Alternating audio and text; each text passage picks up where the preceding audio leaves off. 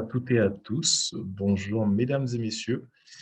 Bienvenue à ce webinaire. Bienvenue à ce webinaire organisé par la CCI Martinique sur cette thématique qui vous préoccupe en tant qu'entrepreneur.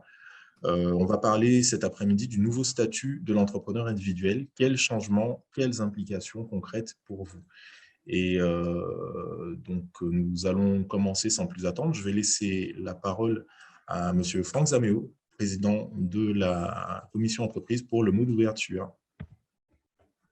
Merci, Monsieur Aradon. Mesdames, Messieurs, alors depuis quelques années, le nombre des entreprises individuelles ne cesse d'augmenter et il s'agit là d'un véritable phénomène de société, notamment en France, avec le phénomène Uber, par exemple. En Martinique, ce statut est également plébiscité car les démarches sont simples, souples et faciles à réaliser. C'est ainsi qu'on observe depuis 2018 que les entreprises individuelles, EI, représentent une part croissante du nombre d'entreprises créées, de 25 à 30% hors les sociétés en nom collectif. Et aujourd'hui, plus d'un établissement actif sur 5 dans le périmètre du commerce et des services marchands sont des entreprises individuelles. Depuis le 15 mai 2022, un statut unique de l'entrepreneur individuel est en vigueur. Ce statut, vous l'aurez compris, a vocation à apporter aux entrepreneurs davantage de protection et de simplicité et remplacer les anciennes formes d'entreprises individuelles et entrepreneurs individuels à responsabilité limitée, les fameuses EIRL. Alors, cette loi se veut plus simple et surtout plus protectrice, avec notamment le patrimoine de l'entrepreneur individuel, qui sera dorénavant scindé entre biens personnels et biens professionnels. Alors, quels sont les changements qu'implique cette loi pour les entreprises individuelles déjà créées, celles qui existent déjà, mais également pour les nouvelles entreprises individuelles? Quels sont les impacts pour le patrimoine personnel? Pour nous aider à mieux comprendre les enjeux et les conséquences pratiques de cette nouvelle loi, Sandra Marie-Joseph, qui est expert comptable et qui représente l'Ordre des experts comptables de Martinique, tâchera de nous expliquer l'essentiel de ce nouveau statut et surtout ses incidences fiscales. Donc, je remercie vivement Madame Sandra Marie-Joseph de sa présence et lui souhaite la bienvenue, même virtuelle, à la CCI. Je rappelle que la CCI Martinique se tient à votre disposition pour vous accompagner dans vos démarches. Et sans être plus long, je remercie les équipes de la CCI Martinique et vous souhaite à tous un excellent webinaire qui commence tout de suite. Et je passe tout de suite la parole à Monsieur Miguel Radon. Merci beaucoup, Président. Merci beaucoup, Président. Je vous propose d'entrer dans le vif du sujet. Peut-être juste avant, rappeler, effectivement, Monsieur Zaméo l'a très bien dit, rappeler le rôle de la CCI Martinique. Nous, à la CCI, vous allez trouver, la question qui nous est souvent posée, c'est qu'est-ce qu'on trouve à la CCI Martinique? À la CCI, vous allez trouver de l'information, premièrement, la bonne information, parce qu'aujourd'hui, il y a beaucoup d'informations. Enfin, Google nous donne pas mal d'infos, mais c'est toujours compliqué d'avoir la bonne info, l'info fiable. Ça, vous le trouvez aussi auprès de votre expert comptable. Mais la CCI Martinique, en tant qu'acteur public, a une mission d'information. Et du coup, nous sommes dans cette mission d'information lorsque nous organisons ce type de webinaire. Vous allez aussi trouver du conseil dans le champ de nos prérogatives, sur la stratégie d'entreprise, la création d'entreprise, le développement durable, l'innovation, l'international, voilà. De l'accompagnement, c'est-à-dire qu'on va vous aider à partir d'un point A. Vous avez un projet de développement, vous avez un projet de création peut-être pour certains. Voilà, donc on va regarder le point A, le point de départ, on va se fixer ensemble un point d'arrivée et on va vous accompagner dans les différentes étapes de votre projet, soit par des formations, des ateliers collectifs ou de l'accompagnement individuel. Donc la formation, évidemment, ça fait partie de nos métiers, avec toute la formation qui se tient sur le campus de Shellshare, Skill for Campus, enfin le Skill for Campus qui est basé à Shellshare plutôt, c'est pas le campus de Shellshare, il faut faire dire, il faut fâcher personne.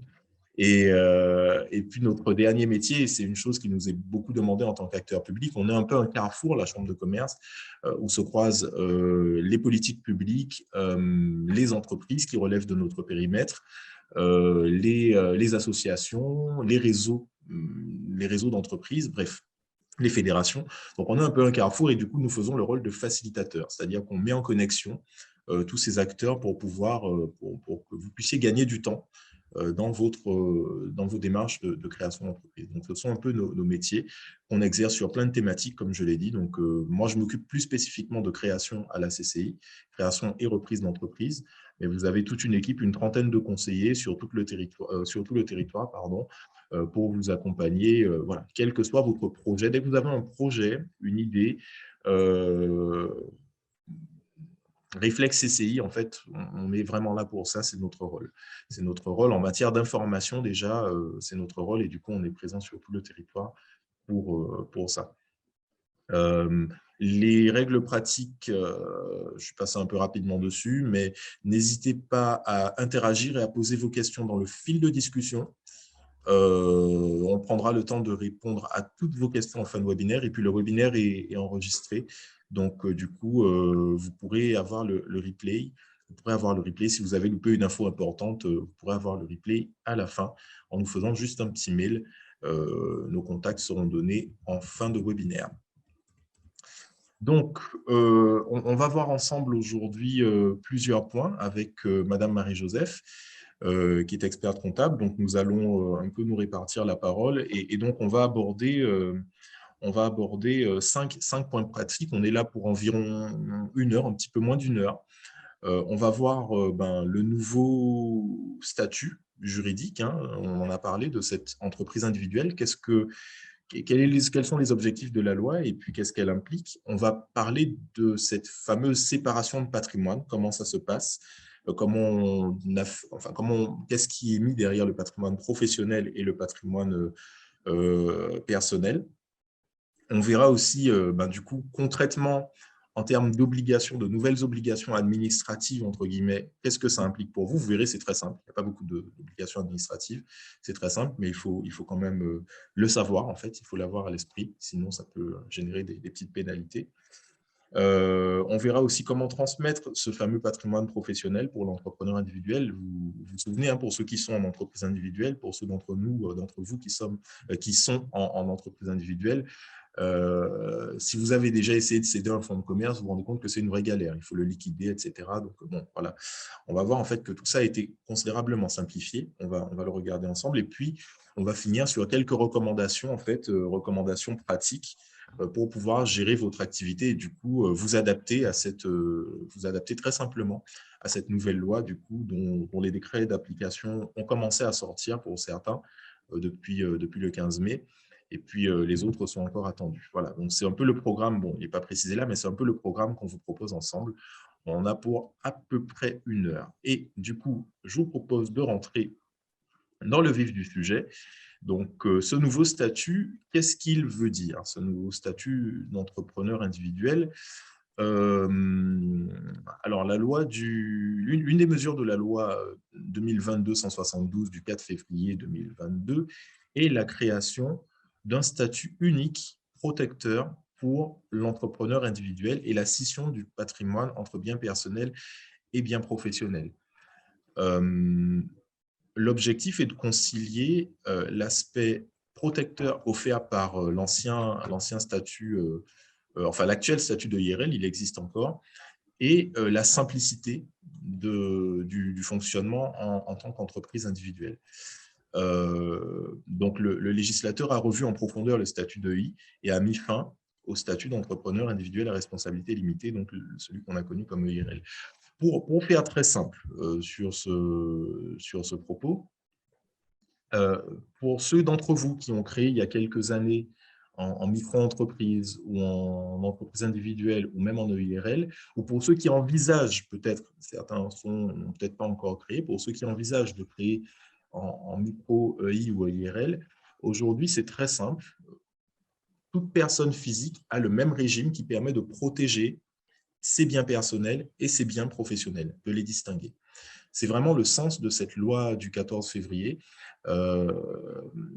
L'objectif, c'est, comme le disait le président tout à l'heure, c'est vraiment de mieux protéger l'entrepreneur quand il se lance ou quand il développe son entreprise. Alors, je voulais faire juste une précision concernant les EIRL.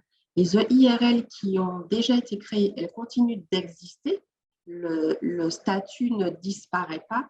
Par contre, il n'est plus possible de créer des entreprises individuelles à responsabilité limitée. Il faut quand même faire cette précision. C'est ça, merci beaucoup, Madame Marie-Joseph. Effectivement, le statut disparaît, donc du coup, il n'est plus possible de créer, mais les EIRL qui existaient déjà ont la séparation du coup, des deux patrimoines, donc patrimoine pro et patrimoine perso de fait. Peut-être une précision utile pour ceux qui ne sont pas familiers peut-être de toutes ces notions-là. Quand on crée une entreprise, il y a deux grands mondes. Hein. C'est soit vous créez une personne physique, donc je suis l'entrepreneur et l'entrepreneur, c'est moi. Nous ne formons qu'un. Donc, moi, M. Miguel Radon, je décide de créer une entreprise en personne physique. Elle va s'appeler M. Miguel Radon. Son nom juridique, ce sera ça. Soit on crée des personnes morales, donc tout ce qui est SA, SARL, SAS, SASU, EURL, etc. Donc ça, ce sont des personnes morales. Ça veut dire qu'on crée virtuellement une entité juridique à part, voilà, qui a sa propre responsabilité, qui a son propre fonctionnement, régi par les statuts, etc., etc. Donc, l'avantage de créer en personne physique, c'est que c'est extrêmement simple, en fait. C'est qu'il n'y a pas cette notion de rédaction de statut. En termes de formalité, c'est moins contraignant, il n'y a pas d'annonce légale, etc., etc. Donc, ça va plus vite. Et c'est tout l'intérêt, en fait, on parlait de concilier la protection d'une société avec la simplicité d'une entreprise individuelle, c'est vraiment tout l'intérêt, en fait. C'est vraiment tout l'intérêt. Puisque c'est simple en termes de démarche à la création. Bon, dans la plupart des cas, sur de l'activité de prestation de service, vous aurez besoin d'une pièce d'identité, d'un justificatif de domicile et voilà, un formulaire P0 à compléter et c'est réglé. Je réagis vite fait à une question que je viens de voir. L'entreprise individuelle porte bien son nom. Quand on crée une entreprise individuelle, on la crée en son nom propre. C'est son nom qui apparaît. Il n'y a pas possibilité de créer une entreprise individuelle sous un nom commercial autre. Vous serez enregistré, vous serez créé sous votre nom et votre prénom. À la différence d'une société type SARL, EURL, où vous pouvez y mettre un nom commercial. Oui, il y a possibilité quand même en EI de définir un nom commercial. Hein. Donc, du coup, ce ne sera pas la dénomination sociale. Voilà, il faut le rajouter. Mais vous le rajoutez à votre nom. Exactement. C'est-à-dire que ce ne sera pas le nom juridique de l'entreprise. Donc, devant la loi, l'entreprise, ce sera vous. Après, vous vous appelez l'entreprise boulangerie, pâtisserie du boulevard, je dis n'importe quoi. C'est la publicité. C'était inconscient, c'est qu'ils ont gravé un truc dans mon esprit. C'est qu'ils sont bons, hein, c'est qu'ils sont bons. Il y a des gens qui font du bon marketing. Merci. Je m'abstiendrai de toute publicité. Je n'irai pas plus loin dans la publicité. Ça va, on s'arrête là. Il faut pas. Bon, on va dire de l'avenue, voilà. Je ne vais pas dire snack de l'avenue, on va me dire que c'est encore… Bref, mais vous comprenez l'idée. On peut avoir un nom commercial, même si on est entreprise individuelle, c'est juste que le nom sur les papiers, le nom au niveau des impôts, le nom sur l'alias fiscal, etc., ce sera votre prénom et nom, puisque vous êtes en personne physique, vous ne formez qu'un avec l'entreprise. Voilà. Donc, alors, une question qui est posée, est-ce qu'on y répond tout de suite ou… Oui, je pense qu'on peut y répondre tout de suite. Madame Marie-Joseph, je vous… Alors, attendez, laissez-moi juste… Alors, est-ce qu'on peut créer une EI et une SASU SRL? Est-ce que c'est cumulable? Alors oui, c'est parfaitement cumulable puisque dans une EI, vous créez la structure en votre nom, mais dans une SASU ou dans une SARL, votre statut sera différent. Dans la SASU, vous serez le président. Dans la SARL, vous serez le gérant. Donc, rien ne vous empêche d'avoir une entité en EI et être président ou gérant d'une autre SARL. Exactement. Ce que vous ne pouvez pas faire, c'est créer deux personnes physiques à votre propre nom. Effectivement, vous ne pouvez pas créer deux entreprises individuelles. Ça, ce n'est pas possible. Sauf si Ce vous que avez un l'on dédoublement de Alors, la ce que personne. l'on peut faire et ce qui nous est souvent demandé pour des activités qui sont distinctes, c'est de faire des rajouts d'activités à l'activité principale. Voilà. Parce que vous créez en tant que… Vous faites du conseil, par exemple, et vous voulez y rajouter de la vente de produits dérivés à cette activité de conseil qui sera votre activité principale créée en entreprise individuelle.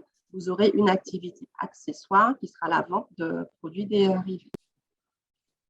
Exactement.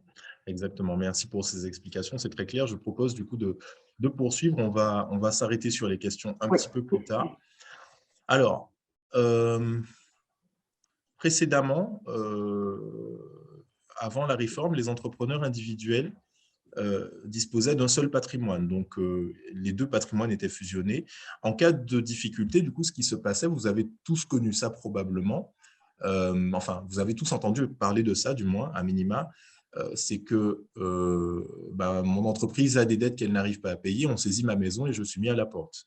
Voilà, c'est des histoires qu'on connaît, qu'on a connues dans les temps passés. Depuis, je crois, 2010, depuis 2010, du coup, la résidence principale de l'entrepreneur individuel n'était plus saisissable. Donc ça, c'était déjà une mesure qui allait dans le bon sens.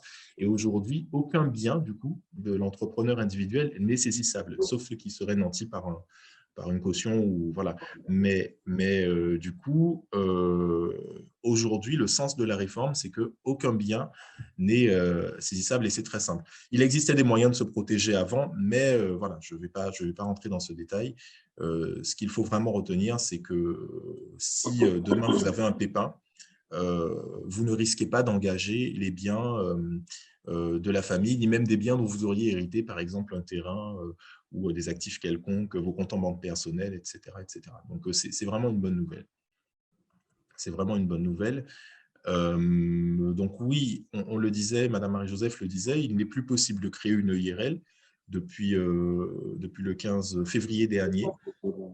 À compter du 15 août 2022, un héritier d'une EIRL décédée ne pourra plus poursuivre l'activité professionnelle en reprenant le patrimoine affecté. Ça, c'est à partir du 15 août. Donc, en fait, ce qui va se passer, c'est que le statut d'EIRL disparaîtra peu à peu au rythme des cessations d'activité des EIRL en place. Voilà, donc actuellement, une EIRL peut céder son patrimoine affecté à une société sans que l'affectation soit maintenue. Cette cession sera également possible au profit d'un entrepreneur individuel soumis au nouveau statut, donc à partir du 15 mai, date de son entrée en vigueur. Donc, pour ceux qui sont en EIRL, en fait, qui étaient en EIRL, il y avait en fait la possibilité, enfin, on définissait ce qui s'appelle un patrimoine d'affectation. Donc, on affectait, par exemple, je suis chauffeur routier, je veux dire que ce dont je me sers, enfin, ce qui est mon outil de travail, mon patrimoine professionnel, donc c'est mon camion ou mes camions, hein, je dispose de plusieurs camions, et du coup, les camions étaient séparés du patrimoine professionnel. Et si je voulais céder ce patrimoine, c'était très simple, je pouvais le faire à une société. Donc, cette cession-là, en fait, cette démarche de cession, elle sera possible demain pour tout le monde. Dès que vous êtes entrepreneur individuel, vous pouvez céder beaucoup plus facilement, que ce soit à des sociétés ou à d'autres entrepreneurs individuels, votre patrimoine professionnel. Alors, une chose, Miguel, il faut quand même relativiser les choses. Je regarde les données que nous avons à la Chambre de commerce sur le fichier consulaire. En 2021, les entrepreneurs qui avaient fait le choix du statut EIRL sont peu nombreux. Ils sont 57, hein, si le chiffre est confirmé, mais ça pour 2021. Et en 2022, jusqu'à ce jour, il y a 11 entrepreneurs qui ont choisi en fait ce statut. Donc, ça reste un très petit nombre sur le fichier consulaire. Il est marginal. Il est marginal parce qu'il est contraignant. Oui, c'est ça. Enfin, la complexité, c'est toujours de définir le patrimoine d'affectation. Et du coup, enfin au départ en tout cas. Simple, effectivement, c'était une volonté très simple au départ, mais après, ce qui distingue le I de l'IRL, en fait, c'est ce patrimoine d'affectation, et c'est cette affectation que vous deviez faire auprès du greffe. Et toute la difficulté était de définir ce qui était votre patrimoine professionnel. C'est ça. Donc, pour faire plus simple, en fait, les entrepreneurs choisissaient de créer une URL. Beaucoup d'entrepreneurs s'orientaient vers le URL ou peut-être parfois la SASU aussi qui a le vent en poupe, qui s'est bien développée dans les dernières années. Peut-être qu'on pourra faire un petit focus sur l'intérêt de la URL SASU ou que ça fera l'objet de notre webinaire parce que j'imagine que ça suscite toujours des débats très intéressants. De grands débats, tout à fait. Ouais, donc bon, on va avancer, mais effectivement, le statut de IRL était assez peu utilisé, en fait, il faut le dire. Donc, c'est une bonne, enfin, je ne vais pas dire que c'est une bonne chose qu'il disparaisse, mais en tout cas, il disparaît. Donc, du coup, comment fonctionnent ces deux patrimoines? Comment ça se présente? Donc, je laisse la parole à Madame Marie-Joseph. Monsieur Radon l'a présenté, le patrimoine professionnel et le patrimoine personnel seront maintenant distincts. Donc, qu'est-ce que l'on entend par le patrimoine professionnel? Vous pouvez le lire, ce sont les biens, les droits, obligations et sûretés dont il est titulaire et qui sont utiles à son activité ou à ses activités professionnelles indépendantes. Alors, on entend par biens, droits, obligations et sûreté. Je vous laisse passer la slide suivante. Tout ce qui est fonds commercial, marchandises, matériel, les immeubles, les brevets, les marques, les comptes bancaires, enfin tout ce qui est nécessaire à l'exercice de votre activité professionnelle. Et cela sans limitation. Continuons.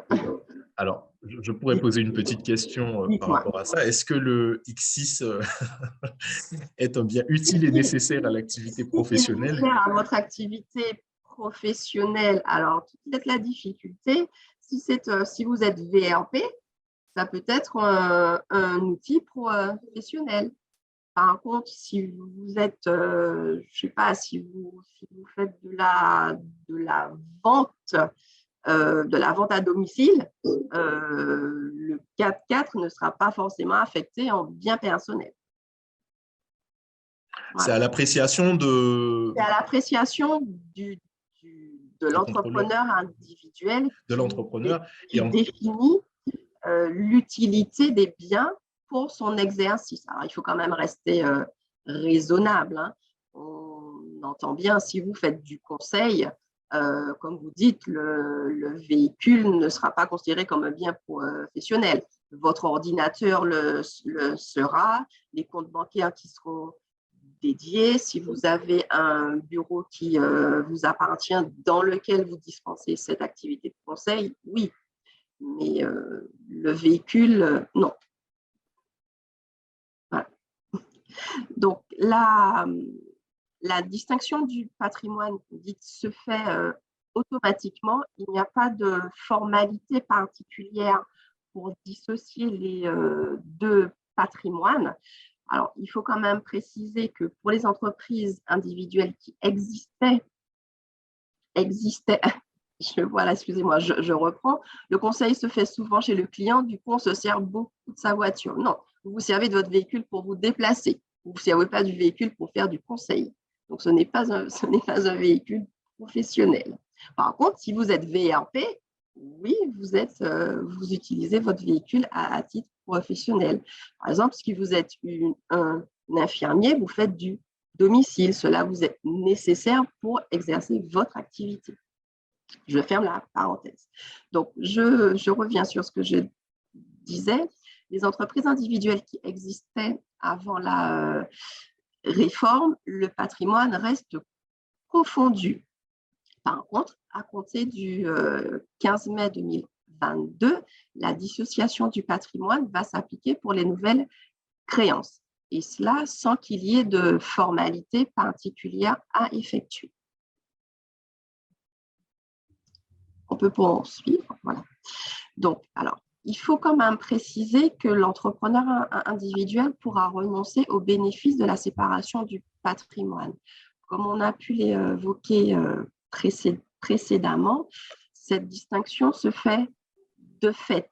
Mais pour des questions de garantie, par exemple de garantie bancaire, pour émarger sur un emprunt bancaire, vous pouvez renoncer au bénéfice de la séparation du patrimoine. Ça, c'est une renonciation volontaire. Il peut y avoir d'autres cas de renonciation qui vous seront imposés. Par exemple, si vous êtes redevable de dettes fiscales et sociales dans le cadre de votre activité professionnelle, l'administration fiscale et l'administration sociale pourra aller émarger sur votre patrimoine personnel. Ça, c'est une première chose. En cas de manœuvre frauduleuse avérée, la distinction du patrimoine ne tient plus. Et en cas de liquidation, vous pouvez être intéressé sur votre patrimoine personnel. S'il y a une insuffisance d'actifs à titre professionnel, les créanciers pourront aller chercher votre patrimoine personnel. Donc, la distinction se fait de manière toute naturelle dans une activité, je dirais, normale. Un petit bémol est quand même mis en cas de dettes qui font l'objet de privilèges de l'État et des organismes sociaux. Je peux poursuivre, M. Ringon? Donc, je vous laisse poursuivre sur ce qui est de la responsabilité de l'entrepreneur individuel vis-à-vis de ce nouveau dispositif, de cette modification de la loi. Oui, merci beaucoup. Peut-être juste une question qui me venait. Donc, sur le point de la liquidation, en cas d'insuffisance d'actifs, donc l'entrepreneur peut être personnellement redevable. Est-ce que c'est aussi le cas en société? Ça peut l'être. Ça peut l'être. En cas de faute de gestion. Voilà ce que je veux dire. Ça peut l'être s'il est reconnu une faute de la part du dirigeant, par exemple. D'accord. Est-ce que ce n'est le cas qu'en cas de faute de gestion, du coup, en entreprise individuelle ou Non, ça peut l'être, par exemple. Ça peut l'être si vous, encore une fois, on en revient à la notion de garantie. Si vous êtes porté garant ou caution à titre personnel, quand bien même il s'agira de patrimoine professionnel, votre patrimoine personnel pourra être intéressé au remboursement de dettes professionnelles. Tout à fait, tout à fait. Et en ce qui concerne l'administration fiscale et sociale, du coup, si moi, je crée en tant qu'entrepreneur individuel, mon actif liquide et ne suffit pas à payer toutes mes dettes fiscales et sociales, vous serez intéressé à titre personnel. Automatiquement. Non. Même s'il n'y a pas de faute de gestion. Même s'il n'y a pas de faute de gestion. Ouais. D'accord. Parce que. C'est peu, hein. Pardon? L'administration fiscale et les organismes sociaux peuvent. Ah oui, non, c'est peuvent. C'est pas automatique. Après, ce n'est pas automatique, mais vous êtes, par exemple, si on prend les dettes URSSAF, les anciennes dettes RSI, vous les recevez à titre personnel, votre identifiant et votre numéro de sécurité sociale, et vous les recevez en votre nom. Donc, et pourtant, ce sont des dettes qui sont nées de votre activité professionnelle. Donc, l'URSSAF, comme méthode de recouvrement, elle s'adresse à des huissiers et les huissiers iront chercher vos comptes professionnels et vos comptes personnels. Cela peut même aller jusqu'au tribunal. Donc, l'administration fiscale et l'administration sociale peuvent, mais ce sont des moyens qu'elles mettent déjà en place. Alors, est-ce à dire qu'il y a peut-être une meilleure protection en SAS? Bon, c'est un débat, hein, je ne vais pas poser la question là, on la verra en conclusion, mais moi, c'est la question que ça m'évoque quand même. Je me dis… Oui, quand vous êtes entre guillemets, avec de grandes guillemets en vraie société, oui, vous avez cette protection personnelle. Là, effectivement, même les cotisations du dirigeant, elles sont dues par la société et ces administrations ne pourront aller qu'au niveau de la structure. Et si la structure n'a plus d'actifs, les choses tombent. On est d'accord. Oui. Ok. Ok.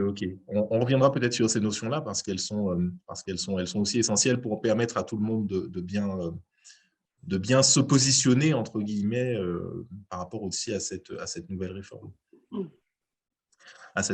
Alors, quelles sont les obligations pour vous qui êtes déjà entrepreneur individuel aujourd'hui? Alors, quand on est en société, sachez-le, il y a des mentions obligatoires sur vos tampons, vos factures, votre cachet, etc. Donc, vous avez des mentions obligatoires, SARL au capital de Tintintin, immatriculé au RCS de Tintintin. Et du coup, cette obligation de mention, en fait, aujourd'hui, elle est aussi valable pour les entrepreneurs individuels. Donc, depuis le 15 mai, sur toutes vos factures, avant votre nom ou prénom, vous devez indiquer EI, la mention EI ou entrepreneur individuel. Donc, cette mention doit être indiquée sur les factures, les devis, le livre de recettes, les comptes bancaires dédiés à l'activité ou le compte bancaire dédié à l'activité, les contrats, les conditions générales d'utilisation, conditions générales de vente, les contrats de prestation, les contrats de travail aussi, les documents publicitaires, cartes de visite, toute correspondance en fait, que vous avez concernant votre activité, donc que ce soit à l'URSSAF, 2S, pardon, AF, je vais modifier, pas sur ça, ou avec l'administration fiscale. Bref, toutes vos relations avec vos tiers enfin, vous devez mettre cette mention entreprise individuelle dans toutes vos relations avec les tiers. En cas de non-respect de cette obligation, de cette obligation, vous encourez une pénalité. De mémoire, je n'ai pas forcément bien ça. Si les collègues présents peuvent rechercher cette information, je n'ai pas précisément en tête le montant de la pénalité, mais peut-être, Madame Marie-Joseph, peut-être que vous avez déjà Pour le ces montant de la pénalité, non, alors je sais que si vous ne mettez pas la mention EI, la distinction du patrimoine pro et du patrimoine perso ne s'opérera pas. Ne peut pas se faire. Ouais. C'est ça. Et il me semble qu'il y a une pénalité, mais bon, je laisse peut-être les collègues vérifier si vous avez accès à cette info, qu'on puisse la partager. Voilà, en tout cas, vous retenez juste que vous devez juste rajouter EI. Vous devez rajouter EI à toutes vos factures et à tous vos documents qui vous engagent avec les tiers. En ce qui concerne du coup la transmission du patrimoine, donc je laisse à nouveau la parole à Madame Marie-Joseph. Je vous laisse la parole. Alors, au préalable, quand vous êtes en entreprise individuelle, vous n'avez pas la possibilité de céder votre actif professionnel puisqu'il est indissociable de votre actif personnel. La nouveauté de cette loi fait que le patrimoine professionnel pourra désormais être cédé, apporté. Et c'est une précision, c'est une avancée majeure parce qu'on n'a plus à procéder à la liquidation de l'entreprise individuelle avant pour pouvoir vendre un actif professionnel. Est-ce que vous pouvez juste passer la slide suivante? Voilà. Donc, par contre, le transfert de propriété, qu'il soit fait ou en apport en nature ou par voie de cession, il se fait sur l'intégralité du patrimoine professionnel, à la différence des entreprises où vous pouvez faire des cessions par activité ou par branche d'activité. En entreprise individuelle, si vous cédez votre patrimoine professionnel, c'est tout le patrimoine que vous cédez. Mais vous ne cédez que l'actif. Vous ne pouvez pas céder le passif.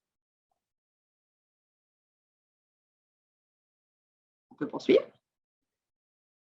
Oui, puisqu'il n'y a pas de notion de part sociale ou d'action. Exactement, puisqu'il n'y a pas de notion de part sociale, Il n'y a pas de capital.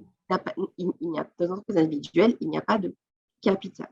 Alors, la précision du transfert de propriété, elle ne sera opposable au tiers qu'à compter de sa publicité, c'est-à-dire une fois que vous aurez fait, comme dans une entreprise classique, les formalités de cession ou d'apport à une entreprise individuelle ou à une société. Donc, via tous les centres de formalité qui existent et qui vont faire la publication d'un avis au bulletin officiel des annonces légales. Alors, précision.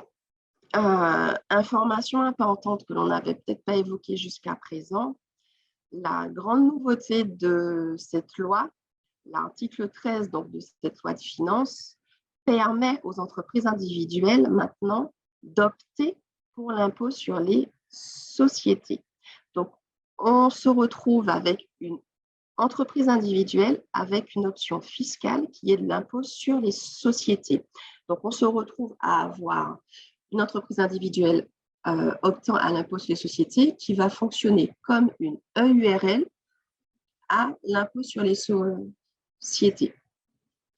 Donc, la précision, c'est-à-dire que le changement qui va s'opérer entre une entreprise individuelle à l'impôt sur le revenu et une entreprise individuelle à l'impôt sur les sociétés, c'est-à-dire que les prélèvements que va faire l'entrepreneur individuel, ce qu'ils appellent communément leur rémunération ou leur salaire, sera bien distinct dans l'entreprise individuelle à l'impôt sur les sociétés.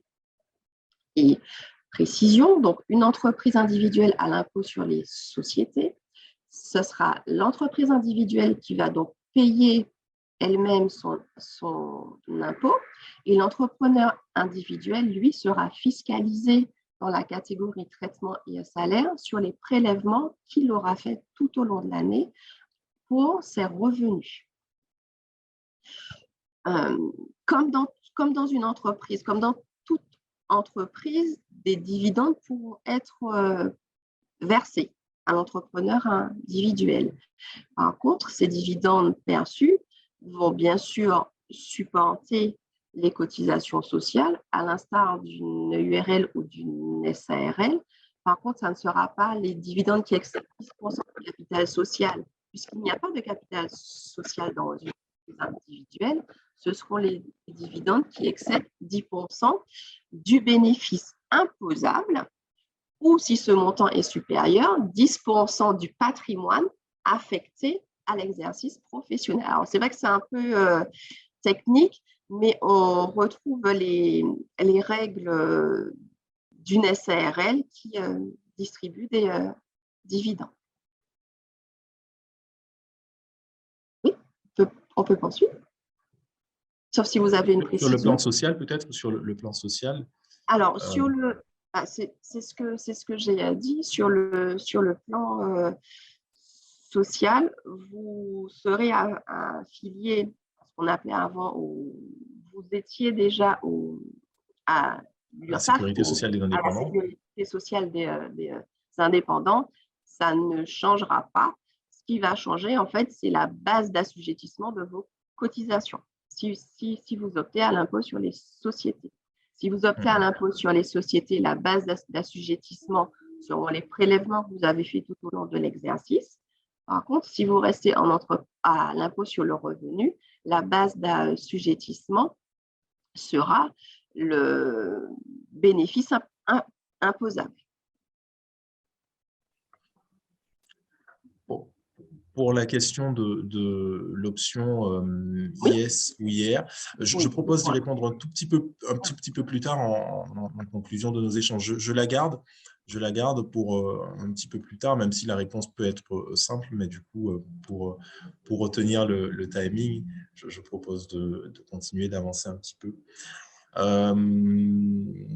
Donc, du coup, quelle recommandation, puisqu'on arrive quasiment à la fin. Merci beaucoup, Joël, aussi pour du coup, la réponse sur le risque en matière enfin, la pénalité appliquée pour la non-déclaration, enfin la non-mention du statut EI, des initiales EI. Donc 135 €, vous l'avez vu dans le fil de conversation. Donc, quelles recommandations pratiques de bonne gestion peut-on vous donner? Premièrement, dédier un compte à son activité professionnelle. Ça, c'était déjà une obligation pour les entreprises individuelles. Voilà, avoir un compte distinct pour son activité professionnelle et pour son activité, enfin sa rémunération personnelle. Précision utile, il faut que le compte soit dédié à l'activité professionnelle. Il faut que le compte soit dédié à l'activité professionnelle. Il n'a pas besoin d'être professionnel. Voilà. Donc, cette précision étant faite, je ne vais pas en dire plus à bon entendeur. Identifier aussi comptablement la rémunération tirée de l'activité. Donc, conseil de bonne gestion, hein.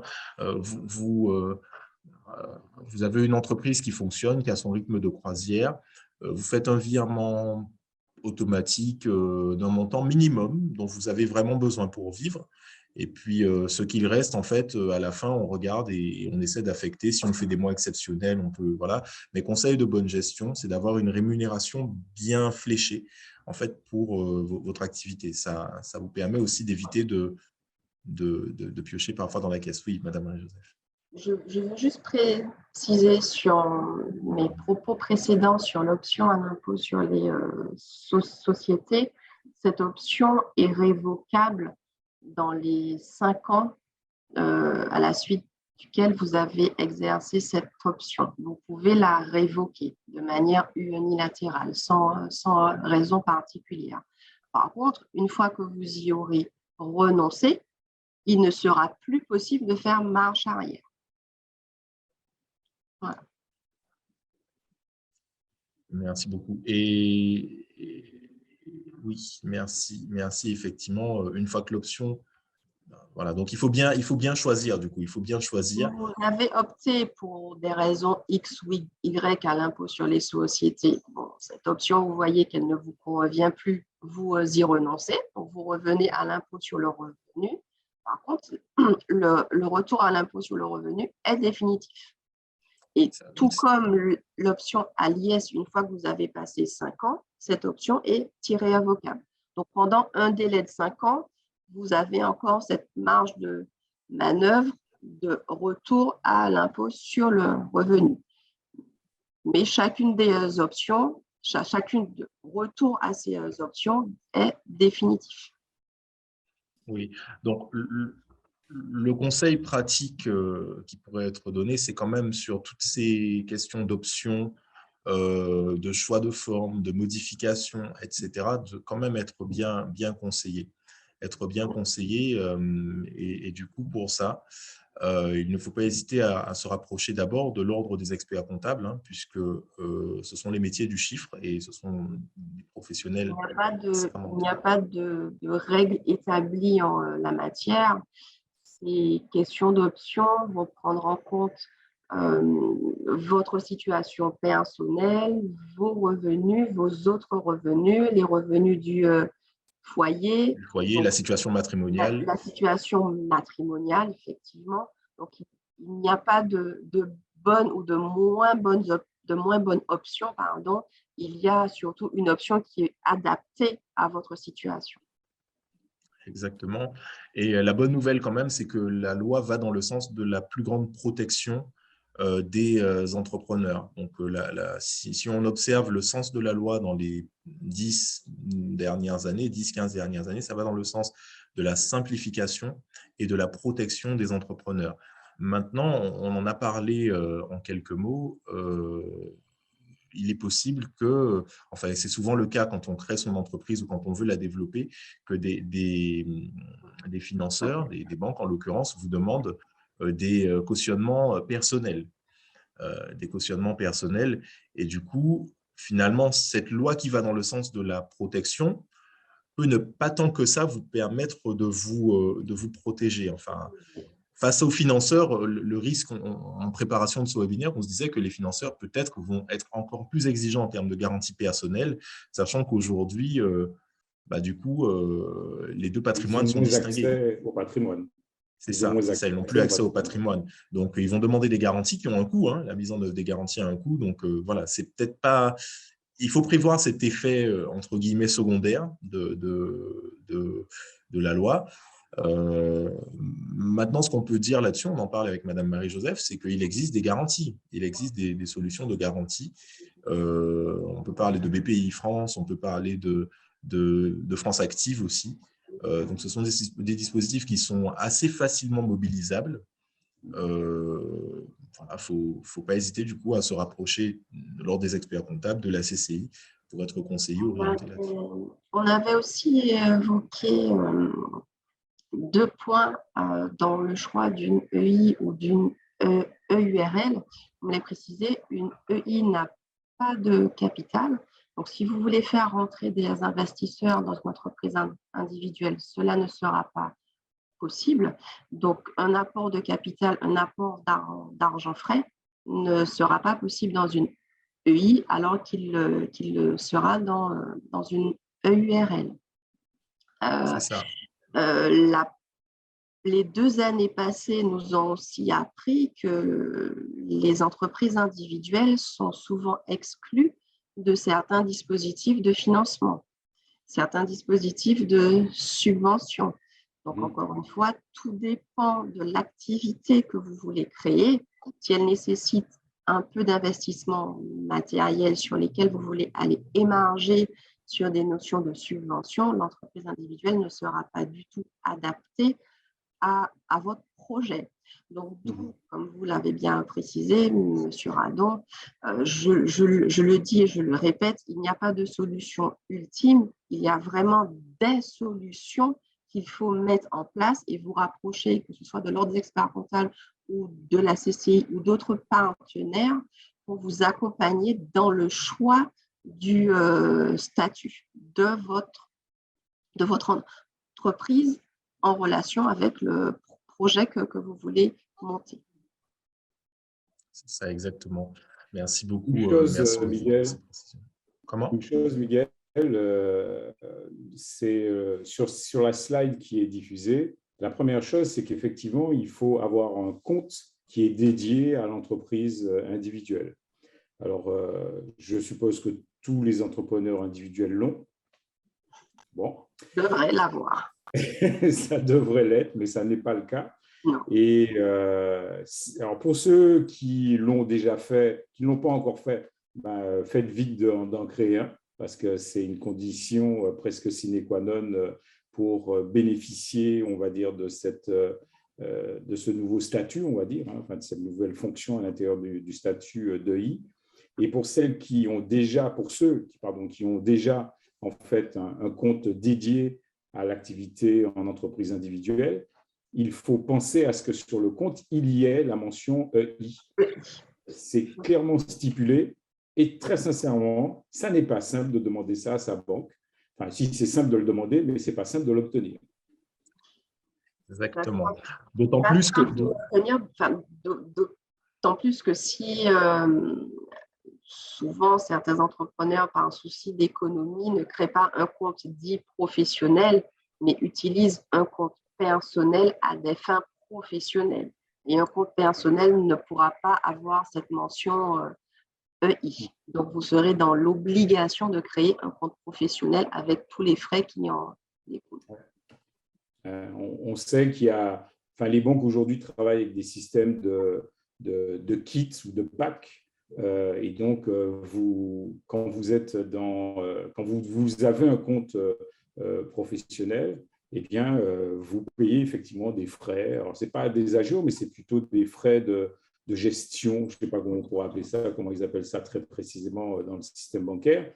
Mais ces frais sont plus importants, effectivement, que pour un compte personnel. Mais encore une fois, bon, hormis cet aspect-là, qui est malgré tout assez gênant, la problématique, c'est de rajouter ne serait-ce que 3 petits caractères ou 2 petits caractères E.I. Et je peux vous dire que pour l'avoir testé, eh ben, c'est long et compliqué, semble-t-il. Ça répond à la question d'Aurélia.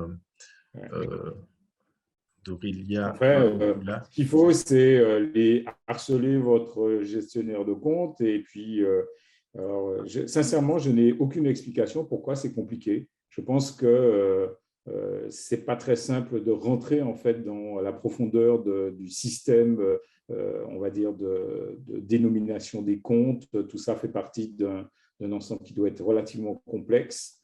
Vous savez, avec les RIB, les IBAN, enfin tout ça, peut-être que c'est très compliqué. Je n'en sais absolument rien, je n'ai pas d'autres explications. Oui. Mais il faut s'y prendre très tôt pour qu'on ne puisse pas avoir, pour que vous n'ayez pas de problème en fait avec cette mention supplémentaire qui doit être accolée à votre nom sur le compte professionnel. En tout cas, pour le distinguer du compte des autres comptes ou de votre compte personnel. J'imagine que ça peut demander une révision des contrats en fait, puisque le nom indiqué sur le contrat n'est peut-être pas le… Enfin, s'il est modifié, ne serait-ce qu'avec 2 lettres, la question c'est est-ce qu'on peut identifier du coup la personne et est-ce que ça ne va pas poser problème? Enfin bon, du coup, on n'a pas encore de recul sur ça, mais j'imagine effectivement que pour les banques, c'est tout un remue-ménage pour des choses qui peuvent paraître très simples. Ça a l'air d'être très compliqué pour eux, mais on va trouver des solutions. Ouais. Combien cela coûte-t-il d'ouvrir un compte pro? La question est posée. Moi, je peux vous dire, ça ne coûte rien. Ça coûte rien. L'ouvrir, ça ne coûte rien. C'est à la fin que ça coûte. J'y mettrais un bémol parce que je vois, alors là, ces derniers temps, je vois beaucoup d'établissements bancaires qui demandent pour l'ouverture de compte professionnel un prévisionnel aux nouveaux chefs d'entreprise. Donc, si vous pouvez le faire vous-même, ça ne vous coûtera rien. Et si vous faites appel à un professionnel, ben, ça vous coûtera le tarif de l'établissement d'un prévisionnel. Voilà. Vous avez tout à fait raison. Tout à fait, c'est vrai. C'est vrai. C'est vrai. Alors, Willy pose la question de l'évaluation du patrimoine professionnel en cas de cession. Alors, l'évaluation d'un patrimoine professionnel en cas de cession, il sera le même que dans une société. S'il s'agit d'un bâtiment, ben, il faudra faire appel à un expert immobilier. Après, s'il s'agit d'un actif meuble, de mobilier, pardon, type camion, voiture, il y a des cotes Argus qui s'appliquent. Après, s'il s'agit de biens matériels comme un ordinateur, des tables, des chaises, ça sera le prix d'acquisition moins des cotes qui sera appliquée. Donc, les mêmes règles d'évaluation que l'on connaît en entreprise peuvent s'appliquer sur l'évaluation du patrimoine professionnel. Oui, et peut-être ce qui est compliqué à évaluer, mais c'est le cas aussi dans les SARL, c'est la valeur peut-être du fonds de commerce, de la marque, etc. etc. Donc ça, il y a…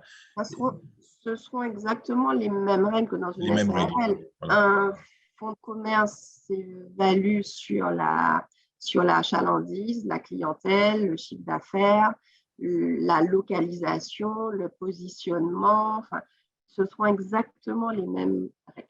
Exactement.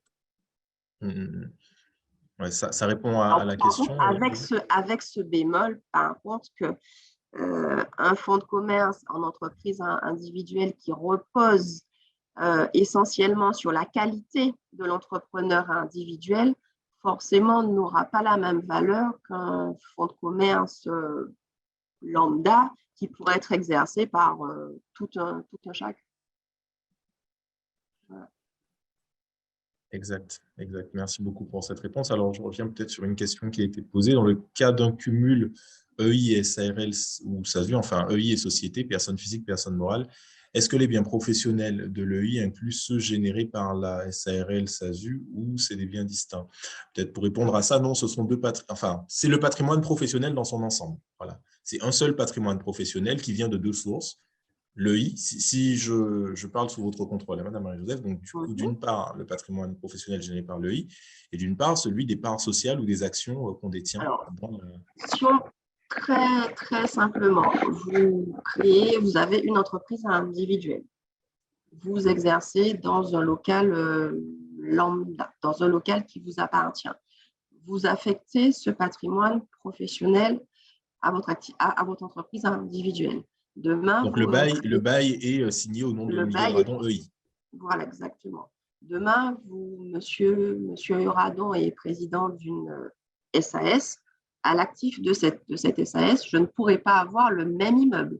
On ne pourra pas avoir à l'actif de deux entreprises différentes le même patrimoine.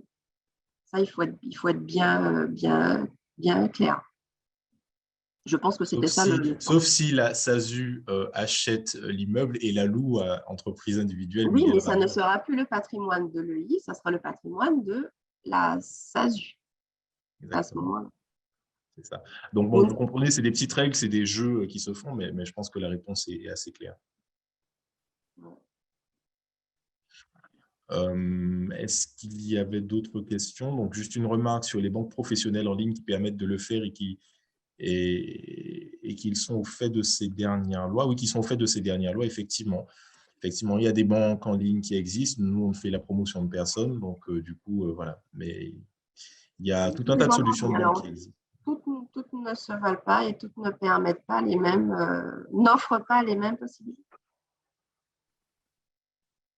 Mais effectivement, mais j'encourage quand même de façon générale à peut-être faire jouer un peu la concurrence pour bien identifier en fait ce qui est à votre avantage. Nous, on ne peut pas recommander un tel ou un tel. Non, on ne recommande pas. Enfin, moi, je le vois, encore une fois, je parle de la période passée. Les néobanques, beaucoup justement d'entrepreneurs individuels se sont jetés sur ces néobanques parce que peu de frais et peu de conditions étaient demandées.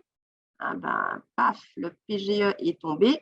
Ah ben, les néobanques, pas de PGE. Et je peux vous dire qu'il y en a beaucoup qui ont fait marche arrière. Donc, avantages et inconvénients, voilà. Après, c'est les néobanques, parfois, elles ne vont pas vous prêter pour acheter un immeuble. Voilà. Donc, tout dépend de l'objectif et de l'utilisation que vous faites de ces néobanques. Voilà. C'est ça. Alors, peut-être prendre encore 2-3 questions avant peut-être de prendre les dernières questions. Ce que nous vous proposons, puisqu'on arrive quasiment à la fin de notre webinaire, du temps imparti, ce que nous vous proposons, c'est de prendre le temps de nous faire part de votre avis. Donc, nous vous partageons rapidement un lien dans la conversation. Hop, je l'insère directement. Et du coup, pendant qu'on répond aux dernières questions et avant de remercier nos intervenants du jour, je vous propose de prendre le temps, ça prend 2 minutes, hein, juste pour cocher quelques cases pour nous dire un peu votre avis et du coup, voilà, vos attentes éventuelles. Alors, je lis une question ou je lis une question. Nous, entrepreneurs individuels, sommes souvent perdus dans le méli-mélo des obligations sociales, fiscales, comptables. Est-ce que les experts comptables ont des packs peu chers pour nous accompagner? Question à Madame Marie-Joseph. Oui, je vois. Alors, des packs peu chers. Alors, déjà, on ne va peut-être pas parler de tarifs, on va plutôt parler de conseils. Il n'y a pas de, encore une fois, je le répète, il n'y a pas de pack préétabli. Ce n'est pas parce que vous êtes en entreprise individuelle que vous aurez telle ou telle obligation. Vous pouvez être en entreprise individuelle sous le statut du micro, en entreprise individuelle sous le statut du réel, en entreprise individuelle à l'impôt sur le revenu, en entreprise individuelle à l'impôt sur les sociétés. Et chacune de ces options génère des obligations fiscales et comptables. Donc, il n'y a pas de règles établies sur tel et tel statut. Par contre, lors des experts comptables, les experts comptables vous accompagnent dans votre statut existant, peut-être à le faire évoluer en fonction de vos besoins et vous donneront toutes les clés pour optimiser votre situation avec le tarif que souhaitera appliquer le professionnel.